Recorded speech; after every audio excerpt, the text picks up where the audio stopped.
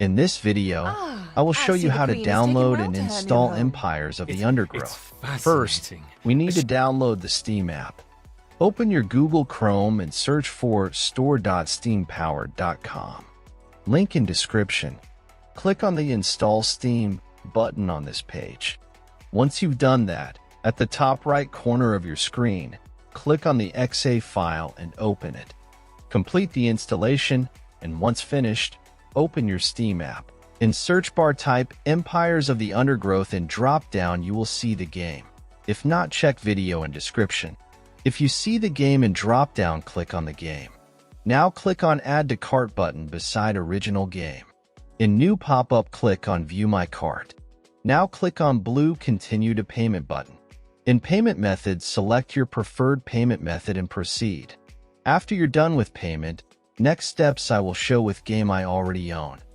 After completing the purchase, go to your library. You can use the search box to find game you just bought or navigate directly to the games category. Next step I will show on game I own. First, click on the game you want to play. Now click Install. Complete installation process.